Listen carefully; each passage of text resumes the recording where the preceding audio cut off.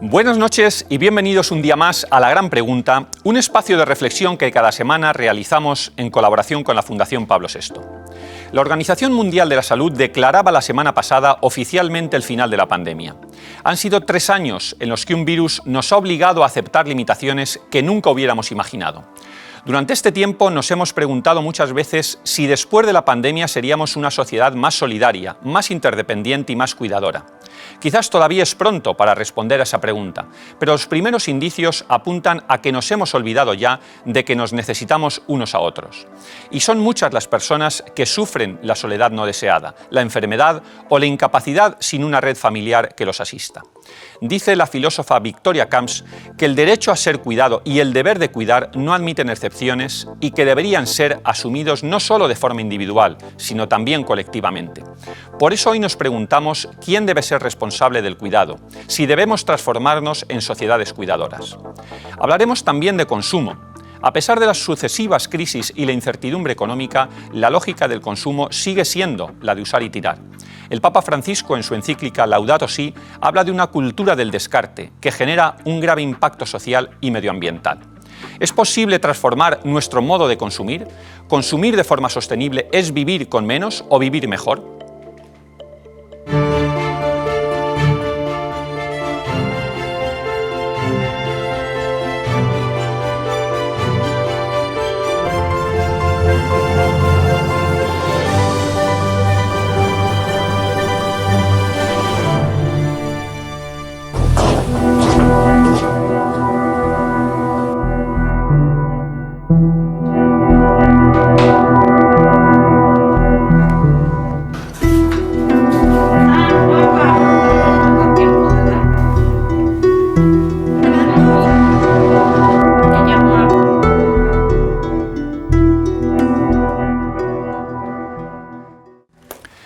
Tradicionalmente el cuidado ha estado en manos del entorno familiar, pero en sociedades más complejas, con estructuras familiares más diversas y con personas más mayores y longevas, la soledad no deseada se ha convertido en un problema de primer orden, por lo que cabe preguntarse si el cuidado debe ser circunscrito a una responsabilidad de la familia o si es necesario también instaurar otros cauces y reconvertir nuestras ciudades, economías y sociedades en entornos de cuidado.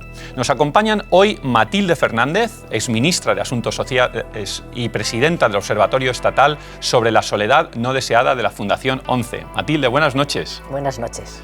Y nos acompaña también Chechu Ausín, científico titular en el Instituto de Filosofía del CSIC. Chechu, buenas noches. Buenas también. noches, Jesús. Un placer teneros aquí.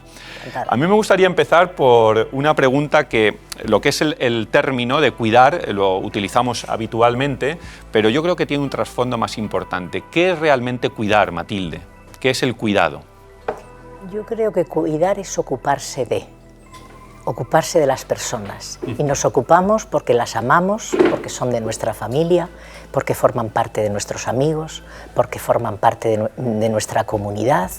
Es decir, con grados de afecto, pero es ocuparse de, mirar a las personas y sentir qué es lo que necesitan. Porque en el fondo cuando le preguntas a una persona, ¿usted por qué se siente solo o sola?, te dicen, porque tenía expectativas de que mi familia se ocupase más de mí, tenía expectativas de que mi entorno social y comunitario se ocupase más de mí. Chechu, ¿qué es cuidar? Y te quería preguntar también si es más difícil cuidar hoy que en otros momentos de nuestra historia. Bueno, yo creo que Matilde lo ha explicado muy bien, porque cuidar es hacerse cargo, ¿no? Tiene que ver con la noción ética de la responsabilidad, de hacernos cargo de las necesidades, de la vulnerabilidad del otro, que es nuestra propia vulnerabilidad. De alguna manera, cuando cuidamos, embellecemos la vida y a la vez nos humanizamos, ¿no? Porque yo creo que tanto el que cuida como el que es cuidado establece una relación muy importante que yo creo que es lo que caracteriza a los seres humanos. Alguien dijo que vivir en sociedad es cuidarse unos de otros y yo creo que es una buena definición. Si es más difícil ahora cuidar que en otros momentos, yo creo que estamos viviendo una época de profundas transformaciones sociales y en la medida en que se están dando esas transformaciones, esa pérdida de los vínculos comunitarios, como decía antes Matilde, de los lazos de relaciones más estrechas y también un auge del individualismo trufado con otra serie de elementos que podemos luego comentar, pues hacen más difícil la tarea de cuidado. Oye, ¿creéis que la pandemia ha cambiado el concepto de cuidado? Parecíamos antes de la pandemia autosuficientes, que bueno, pues que si no se nos puede cuidar la familia, pues habrá otros medios, pero esto nos ha puesto de manifiesto, la pandemia nos ha puesto de manifiesto que realmente nos necesitamos, como bien habéis respondido los dos, nos necesitamos unos a otros. ¿Creéis que la pandemia ha cambiado un poco ese concepto de cuidado, nos ha hecho más conscientes de ese concepto de cuidado o no? ¿O nos olvidamos pronto de ello? Yo creo que se ha visibilizado más esa realidad. E incluso cuando salíamos a aplaudir a las 8 de la noche descubríamos en la ventana de enfrente alguien que decíamos, fíjate, si está a pocos metros de mi ventana y no sabía de él. No sabía cómo era esa persona. Entonces, ha visibilizado una realidad, pero yo creo que cambios profundos, coincido más con Chechu, y como profe de filosofía, pues recuerdo aquello que estudiamos de los griegos, ¿verdad? Estamos en una situación de muchos cambios, de caos, y lo bueno es que los filósofos ya nos enseñaron que después de un caos viene el orden, y tenemos la oportunidad de trabajar colectivamente en cómo mejoramos nuestra sociedad en un momento de muchos cambios. Chechu, ¿tú crees? Sí, creo que, como decía Matilde, es una invitación para pensar el mundo que estamos construyendo y la pandemia ha sido pues un aldabonazo porque sí que nos ha puesto de frente y de cara a nuestra propia vulnerabilidad. Vivíamos en sociedades donde parecía que todo se podía hacer, donde todo era, donde casi éramos omnipotentes, cuando pensábamos que cada uno se podía hacer solo a sí mismo o a sí misma y tirar para adelante sin contar con el concurso de los demás. Y esto nos ha obligado a pensar. Yo tampoco creo que se estén produciendo ya los cambios, pero creo que ha sido una toma de atención muy importante y que nos invita, como se hace desde el observatorio y hacemos también desde el mundo académico, a reflexionar para pensar otro mundo diferente. ¿Y a quién corresponde esta tarea de cuidar? ¿Corresponde a la familia? ¿Corresponde al Estado? ¿Corresponde a todos? Decía Bermejo Vera que durante unos siglos pues, el cuidado había estado en manos de la familia, de la Iglesia, que cuando aparece el Estado, pues es el Estado el que realmente tiene que asumir esa tarea. ¿Es de todos? ¿Es de algunos? Matilde, ¿qué opinas? Es de todos. Yo creo que culturalmente la gran transformación mental que tenemos que asumir es que cuidar es una responsabilidad democrática. Y si es una responsabilidad democrática, nos afecta a todos.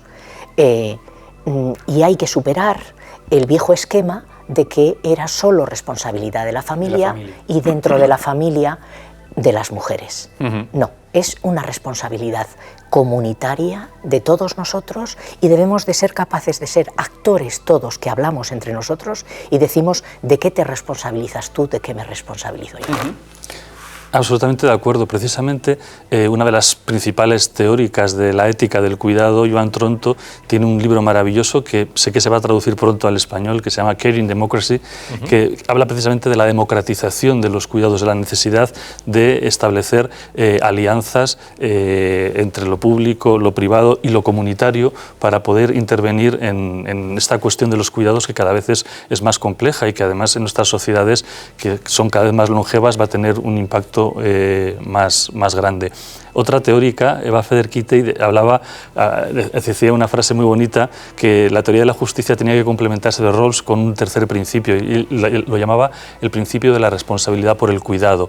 Decía, a cada cual según su necesidad de cuidado, de cada cual según su capacidad de cuidar y con las ayudas sociales y comunitarias para que se ofrezca ese cuidado, pero con el concurso de todos y de todas. Pues hablando de estos cuidados que es de todos, como bien decís, es decir, no solo es un cuidado individual, individual o privado de la familia, sino que es cuidador de todos. Hablamos, por un lado, pues eso, de un cuidado individual y privado, pero también de la responsabilidad del Estado, de la responsabilidad de las instituciones. Existen propuestas que llaman a involucrar a toda la comunidad, creando incluso ciudades cuidadoras. Logroño es una de las ciudades pioneras y hasta allí nos vamos. Álvaro de los Ríos, de COPE La Rioja. ¿Por qué Logroño es ciudad cuidadora? Es Logroño la primera ciudad española que se somete a un sistema de indicadores que miden si es una localidad que cuida a sus vecinos, en especial a las personas mayores. Se contará con la visión que los mayores tienen en primera persona de cómo tiene que ser la ciudad. La Fundación Mémora ha creado este sistema en un trabajo conjunto con la Federación Española de Municipios y Provincias para poder evaluar el enfoque del cuidado de las personas desde las administraciones públicas y desde la sociedad en su conjunto, porque en los cuidados deben participar no solo los ayuntamientos, sino toda la sociedad. Se analizan 78 indicadores, todos vinculados al concepto de cuidar en ámbitos que van desde el hogar, con las ayudas a domicilio, por ejemplo, los servicios de proximidad que se ofrecen, cómo está configurada la movilidad, el medio ambiente, la salud y los servicios asistenciales, la participación ciudadana, cómo se comunica y en qué condiciones se ofrecen las oportunidades y el final de vida. Todo se autoevalúa en Logroño con este enfoque, el de cuidar para poner nota al grado de implicación de los municipios como ciudades amigables, compasivas, saludables e inteligentes. Tras esta primera experiencia con Logroño, el objetivo del proyecto es crear un sello de calidad, Ciudad que Cuida, que se va a ofrecer al resto de ciudades españolas. Para impulsar proyectos como este está la Fundación Mémora, que promueve incluso la creación de un sello de calidad de ciudades cuidadoras. Saludamos a la filósofa Victoria Camps, patrona de esta fundación. Victoria, buenas noches, ¿cómo estás? Hola Jesús, buenas noches. Un saludo a ti y a los componentes de la mesa, Matilde y a Chechu. Que también creo que conoces muy bien, ¿eh? De estar con vosotros. Un abrazo. Sí, pues un placer de verdad tenerte y volverte a ver. Victoria, ¿qué es esto de las ciudades amigables, ciudades que cuidan? ¿Qué significa todo esto? Que lo conoces muy bien. Bueno, esto es una iniciativa que tiene ya algunos años. La Fundación Mémora la hizo suya hace precisamente poco antes de que empezara la pandemia, con la idea, sobre todo, la Fundación Mémora es la empresa de los que lleva muchos sanatorios, y acompañar a los moribundos, es decir, la idea de que la constatación de que mucha gente no solo vive sola, sino muere sola, y en algunas ocasiones incluso la gente se muere y nadie se da cuenta de que esa persona ha muerto hasta el cabo de unos días o incluso más tiempo. Todo eso deja ver que las sociedades actuales son sociedades muy atomizadas, donde la gente vive en el anonimato, cada cual va a lo suyo, y necesitan una calidez que el concepto de cuidado puede proporcionar. ¿Por qué la ciudad? Pues porque la ciudad, los municipios pueden, si quieren, si tienen voluntad de hacerlo, tener más conocimiento, están más capacitados para conocer cuáles son las necesidades de la gente que necesita más ayuda, más protección, más asistencia, más acompañamiento también. Y esa iniciativa que digo existe ya en algunas ciudades. Logroño ha sido pionera en España. La Fundación Mémora pues la está coordinando un poco, ha creado, como has dicho tú muy bien, ha establecido unos indicadores para que finalmente sean los municipios los que se autoevalúen con respecto a si están cumpliendo esas obligaciones de cuidado que tienen muchas dimensiones, porque ya van más allá de atender a las personas en la última fase de su vida, sino de atender a la dependencia, atender a la infancia también, ¿no? Porque no se trata, son los dos extremos de la vida, ¿no? Los que necesitan más cuidado, la infancia y la etapa del envejecimiento, que es cuando aparece la dependencia y la necesidad del otro. Sí, Victoria, para que nos entienda un poco el espectador, ¿qué requisitos, cuáles son esos indicadores, más o menos, cuando hablamos de ciudades que cuidan para que le den ese sello de calidad? Más o menos, ¿cuál es ese tipo de presupuestos que tienen que tener esas ciudades? Bueno, de muchos tipos, porque lo que hizo la Fundación precisamente durante el confinamiento es crear unos grupos de trabajo y acabar haciendo un libro blanco que da cuenta de en qué sentido una ciudad tiene que ponerse en marcha desde todos los ámbitos, es decir, no solo el ámbito sanitario, que ha sido el más activo en los temas de cuidado, sobre todo la enfermería o la asistencia social, sino también la educación, la economía, por supuesto el urbanismo, la arquitectura, la farmacia, en fin, todos los ámbitos imaginables y posibles que tienen que ver, cuya profesionalización tiene que ver con la relación, el servicio a las personas, tienen algo que aportar en términos de cuidado.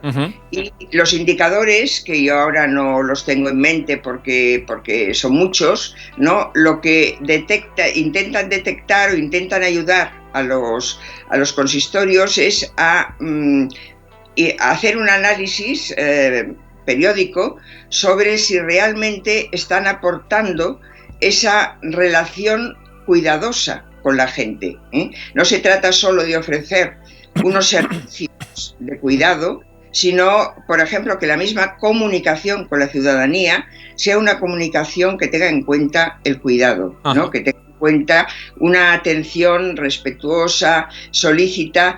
A mí me gusta mucho recordar aquí una cosa que parece un poco rara al principio, ¿no? Que la palabra cuidar tiene, la raíz de cuidar es cogitare, viene de cogitare, que significa pensar. ¿Qué relación puede tener el cuidar con el pensar? Pues la Real Academia, por ejemplo, define el cuidado como la solicitud y atención para hacer bien algo, ¿no? Ahí está el pensar también, está la reflexión. No es ofrecer 4 servicios, teleasistencia, en fin, echar mano de las nuevas tecnologías. Es algo más profundo que eso. Pero ver cuál es la mejor forma de cuidar, ¿no? Están bien las residencias para mayores, ¿es esa la mejor forma? ¿Es esa la forma en que la gente quiere envejecer? En fin, toda esa reflexión, ¿no? Que empieza por detectar necesidades. Esa es una expresión también de Joan Tronto, a la que ha citado Chechu. Detectar necesidades y repartir responsabilidades. Eso es lo que debe hacer una sociedad o una ciudad cuidadora, ¿no? Y esa es una función que la administración local puede hacer seguramente mejor que administraciones más grandes. Pues Victoria, muchísimas gracias. Nos quedamos aquí, seguimos hablando aquí de cuidados, de algo que tú sabes mucho. Has escrito un libro, Tiempos de Cuidado, maravilloso, y aquí seguiremos hablando de todo ello. Buenas noches y muchísimas gracias. A vosotros, gracias Jesús. Gracias Victoria. Antes precisamente de entrar en plató, estábamos comentando de la importancia de la administración local en el tema del cuidado, ¿verdad, Matilde? Sí, porque es la más cercana a la ciudadanía y por lo tanto es la que puede hacer esas políticas de proximidad. E incluso, lo hablaba también con Chechu antes de empezar, es que aquí hay una palabra mágica y es que tenemos que hacer más comunidad e incluso recuperar lo que teníamos de comunidad. Aquellas asociaciones de vecinos, aquellas asociaciones de solidaridad de todo tipo, aquellas parroquias abiertas a las ciudadanas, todo eso es la red de una comunidad que tiene que estar a disposición de. Y cuando has preguntado el tema de evaluación, pues hay estudios, ¿verdad?, de varias, incluso uno reciente de gente no muy conocida todavía, pero en 17 países, de qué indicadores para evaluar si es una buena práctica lo que se está haciendo fuera y en España, que también se está haciendo en nuestro país, cosas muy buenas. Y claro, lo primero es conocer la realidad, tengamos los datos. Lo segundo es sentarse con las personas afectadas para decir, ¿usted qué necesita? Sin la gente no se pueden hacer las políticas. La importancia de la medición, que yo creo que en las mediciones de las políticas públicas en España no estamos especialmente acostumbrados, y en ese sentido yo creo que la Fundación Mémora, el hecho de establecer indicadores es importante. Es muy importante. Necesitamos datos, como decía Matilde y como comentaba Victoria Camps ahora, pero también necesitamos que a partir de esos datos hagamos reflexión y hagamos deliberación pública y compartida entre los afectados y como sociedad en general, para ver cómo queremos envejecer, cómo queremos convivir, cómo queremos establecer esas relaciones de cuidado, que desde un punto de vista de la filosofía política, a mi entender, es lo que da sentido también a la política y a la administración pública. Algunos hemos hablado de la necesidad de una ética pública del cuidado, que lo que de alguna manera determina la actividad de la administración es precisamente las tareas de cuidado, en ese sentido de cuidarnos unos a otros. Y por eso creo que es muy importante toda la iniciativa de la Fundación Mémora, pero sobre todo la iniciativa que están llevando en muchos ayuntamientos y entidades locales para intervenir comunitariamente en ámbitos relacionados con el cuidado y la soledad, por ejemplo. Pues desde los inicios en 2016, los espacios de apoyo que promueve esta fundación, la Fundación Mémora, han atendido cerca de 20.000 personas. Entre los usuarios, el perfil más habitual es el de mujer viuda de más de 65 años, uno de los colectivos más vulnerables ante la soledad no deseada. Escuchen el testimonio de María Rosa García Cano, una de las receptoras de este acompañamiento. Después del llanto, que nada ni nadie te consuela, ni hijos, ni nietos, ni nadie, me sentí vacía, tan vacía que no me costó mucho llegar a mi yo más profundo. Y en esa soledad tan grande, que no se puede explicar, resulta que había unos dones o herramientas que yo no conocía. Me da fe, me da amor, te tratan con respeto, con cariño, te ayudan, te dan alguna palabra de consuelo. Todo eso es de mucho agradecer, porque cosas grandes ni vamos a sentir ni a pasar, pero si el mundo y lo bueno está en las cositas de cada día. El caso de Rosa, que acabamos de escuchar, es un reflejo de una realidad que afecta cada vez más a personas en España y Europa. La soledad está siendo considerada como una de las epidemias del siglo XXI y supone una fuente de sufrimiento, genera problemas de salud y numerosos costes sociales. Estamos hablando de miles de millones de euros al año. Nazaret García Jara, buenas noches, nos lo cuenta con más detalle. Buenas noches, Jesús. Según el estudio Observatorio Estatal de la Sociedad No Deseada, quienes padecen soledad también sufren más enfermedades, tienen más probabilidades de desarrollar afecciones coronarias, ictus o problemas de salud mental como la depresión o la ansiedad crónica. Se traduce en unos gastos de 6.100 millones de euros al año, contando consultas médicas, urgencias o estancias hospitalarias y medicamentos. Esto, los costes médicos, pero hay que tener en cuenta también las pérdidas en producción, que se tasan en unos 7.800 millones de euros. De forma indirecta, la desaparición de años de vida productiva por culpa de muertes prematuras por la soledad genera pérdidas de casi 200 millones de euros, 191, y cabe mencionar la pérdida de años de buena salud, casi un 3% de los años que quedan por vivir. Hablamos, Jesús, de un gasto total de más de 14.000 millones de euros. Esto supone un 1,17% del PIB. Bueno, Matilde, al final cuidar también es caro. Cuidar, tú decías, no se lo podemos dejar todo a la familia, pero algunas veces las necesidades que tienen las familias de cuidar a las personas y llevar a sus familiares a una residencia, pues no todo el mundo se lo puede permitir, ¿no? La red pública no llega y las cifras en algunas ocasiones son muy elevadas, ¿no? Y son incompletas, porque lo que acabáis de resumir de ese estudio, se descubre un primer déficit, y es que no has podido recoger estadística del área de las consejerías, las concejalías sociales del Ministerio de Asuntos Sociales, porque no se está recogiendo esa estadística. Pero ha sido importante decir, en España también hacemos un estudio, como el del Reino Unido, como el de Estados Unidos, es decir, ya podemos comparar, eso es muy importante, y se ha visto el papel que juega el sistema sanitario, que sigue incorporando en su mochila cosas que a lo mejor debería hacer otros sistemas del estado del bienestar, y además alerta si no trabajamos preventivamente, si no trabajamos con otras políticas más sencillas, posiblemente acabaremos gastando mucho más.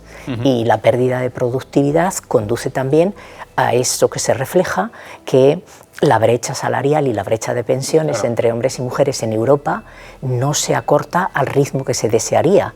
¿Por qué? Porque acabamos de organizar esa sociedad de responsabilidad compartida. ¿Y no creéis que también se genera una economía sumergida en torno a esta cuestión del cuidado? ¿O es inferior a la que...? No, por supuesto, claro. La mencionada pensadora Joan Tronto habla de lo que llama la irresponsabilidad privilegiada.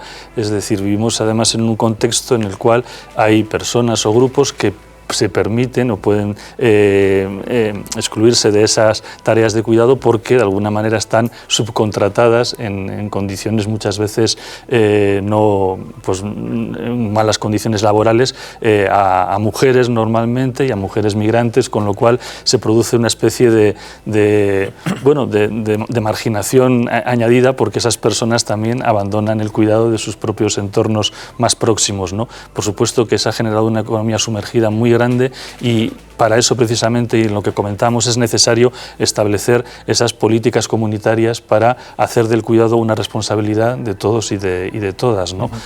Y valorar los trabajos de los cuidados, ¿no? Las mujeres solemos decir, cuando las mujeres conseguimos llegar a un sector, la judicatura parece que de pronto ya no tiene el mismo valor que cuando eran mayoritariamente erais los chicos. La sanidad, la educación, dice, pero si todos esos campos son importantes, demos valor allá donde estén hombres y mujeres, y donde hay más mujeres trabajando, pues también demos valor, porque yo suelo decir, quien limpia un culete es tan importante para la calidad de vida de una persona que quien puede estar diseñando un nuevo fármaco, ¿no? Absolutamente.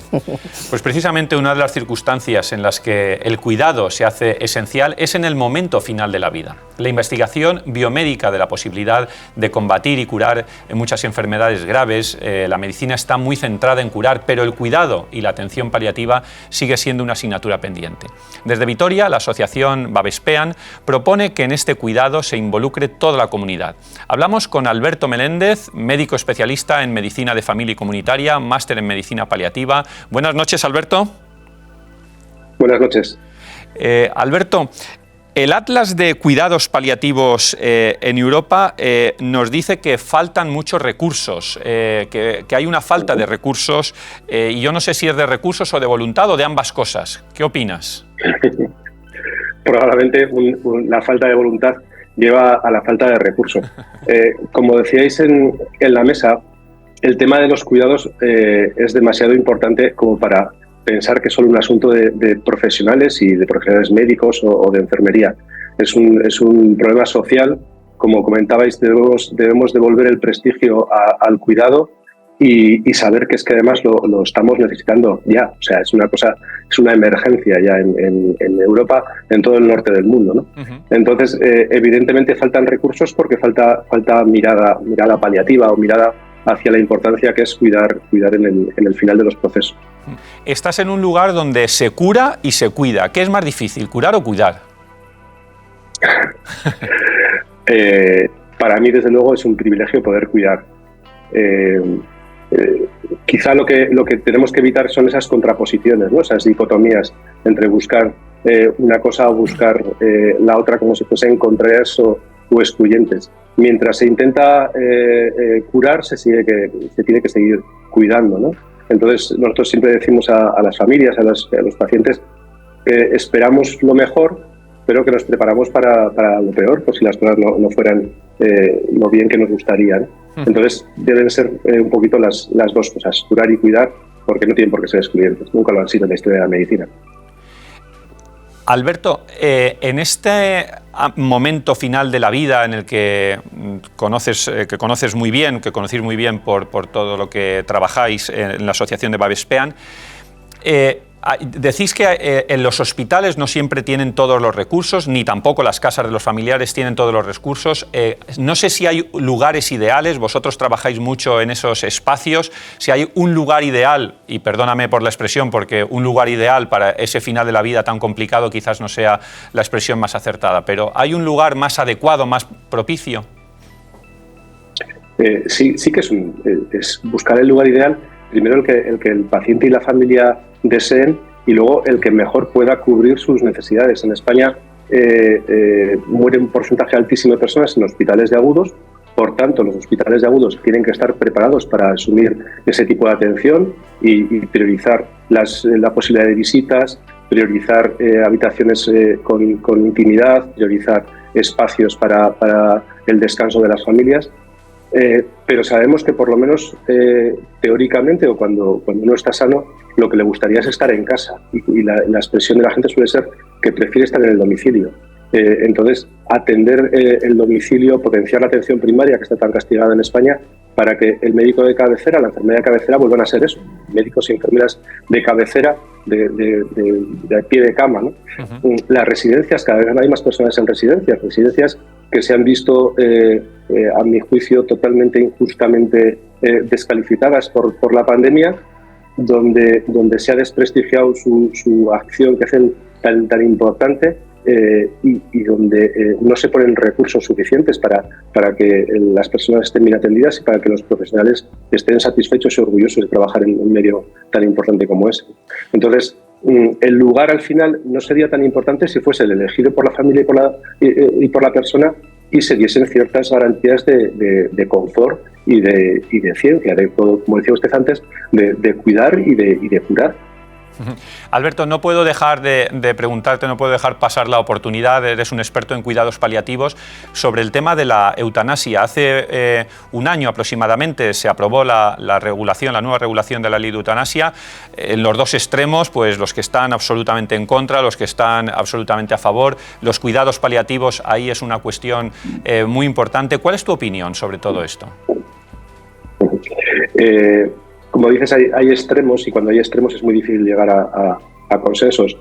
Lo que pasa es que en España llevamos mucho tiempo acostumbrados a presenciar en nuestras familias, en nuestros entornos, malas muertes. Por eso, cuando a las familias o cuando a las personas se les pregunta en la calle, los medios recogen una abrumadora mayoría de personas que dicen sí a esta ley de eutanasia, ¿no?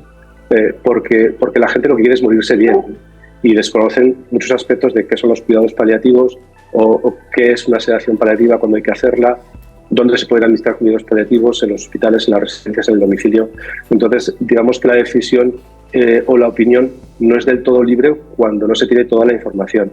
Evidentemente, la presencia de eutanasia es un fracaso en cuanto a que si una persona no quiere vivir en nuestra sociedad, algo nos tiene que llamar la atención, ¿no? Algo nos tiene que tocar, pero luego las decisiones personales e individuales son, por supuesto, muy respetables y es muy difícil entrar en eso, ¿no? Opinar sobre algo personal. Pero desde luego que sin unos cuidados paliativos de calidad y bien distribuidos y homogéneamente distribuidos en el Estado, todo el esfuerzo que se ha puesto por esta ley, pues a mí personalmente me resulta cuando menos chocante. Muchísimas gracias, Alberto. Buenas noches. Gracias a vosotros. Gracias. La importancia del tema de los cuidados paliativos. Yo te he oído hablar muchas veces, bueno, incluso en tus escritos, del envejecimiento saludable antes de llegar inevitablemente a este momento. ¿Qué es eso del envejecimiento saludable, Matilde? Pues es hacer políticas preventivas para desde la autorresponsabilidad de cada uno, porque nosotros tenemos la obligación de cuidarnos, la obligación de tratarnos bien y luego cuidar a los demás y tratar bien a los demás. Entonces, sumar una serie de herramientas que a veces son intersectoriales, diferentes políticas, intergeneracionales, para trabajar en esa política preventiva de alargar lo más posible. Antes dabas el dato de las mujeres viudas, que dijiste 65 porque se hace por tramos, pero realmente donde se ven es a partir de los 80, Es más ¿verdad? adelante, ¿verdad? A partir de los 80, cuando ya se empiezan a ver todas las fragilidades, por emplear el término que usan los médicos, que se agradece, porque si te llaman crónicos y tal y cual, dices, uy, llame usted así, frágil, pues bueno, todos somos algo Todavía, frágiles, ¿verdad? Es ir intentando alargar esa longevidad, alargar esa fragilidad, cuidándote y poniendo herramientas en la comunidad para que nos cuidemos entre todos. Pues nos estamos quedando sin tiempo y, Chechu, una última pregunta me gustaría hacerte, que es el tema de la tecnología en el cuidado, ¿no? En Japón estamos viendo los robots, ¿verdad?, que cuidan. ¿Qué sentido tiene esto? ¿Acabaremos todos siendo cuidados por robots? ¿Cómo funcionará? Yo creo que no. Creo que la tecnología es una herramienta fundamental para ayudar en los entornos de cuidado. Tenemos que pensar el cuidado no como una relación diádica entre el cuidador y el cuidado, sino como una relación en la que está implicada la comunidad, como estábamos diciendo, y por lo tanto en esos entornos de cuidado introducir elementos tecnológicos puede ser una herramienta muy útil. Por ejemplo, cuando tenemos que mover a una persona o ya tenemos en nuestras casas dispositivos que nos ayudan al cuidado. Pero el cuidado es algo más, el cuidado es una relación y es una relación intersubjetiva que tiene que ver también con las emociones, con el tacto, con la mirada, y eso es algo absolutamente insustituible. Por lo tanto, yo estoy muy esperanzado. Creo que la tecnología va a favorecer y va a mejorar esos entornos de cuidado siempre que se haga con el concurso en su propio diseño de todos los afectados, como decíamos antes. Y por eso, para diseñar buenas tecnologías de cuidado, tenemos que contar con los usuarios, con los contextos, con el entorno, para que tampoco generen una nueva discriminación y tampoco provoquen esa imagen tan poco humana que sería el estar cuidados por una máquina, por un robot, porque, como digo, el cuidado tiene esa dimensión intersubjetiva que es insustituible, ¿no? Por eso, a veces también se plantean ideas como que la soledad o el cuidado se van a solucionar simplemente con la intervención tecnológica, y eso no es real. Eso es caer en un solucionismo que no es... Hasta que los robots tengan emociones, por lo menos no. Y aún así, ¿crees que tampoco? Yo creo que tampoco. Los jóvenes, una buena parte de la soledad de los jóvenes, claro, es su aislamiento, su habitación con tantas tecnologías, y de pronto dicen, claro, es que no, le decimos a que no te da afecto. No. O cuando viajamos en el metro, que ahora todo el mundo estamos con las maquinitas y con el teléfono, y dices, pero yo busco unos ojos para sonreírle. Eso es. Y no los encuentro, porque están todos ahí, estamos todos con la cerviz agachada. Pues, aunque la tecnología es buena, piensa en África. Por supuesto, claro. Un dron llevando los medicamentos a un campo de refugiados, claro, o a un hospital donde han llegado médicos y enfermeras españolas a hacer cada ayuda sector tiene su humanitaria. espacio. Muy bien, pues me quedaría muchísimo más tiempo. Es un tema apasionante y la verdad que es una delicia el conversar con vosotros dos. Matilde, buenas noches y muchísimas gracias. Gracias. Chechu, gracias también. Gracias a los dos.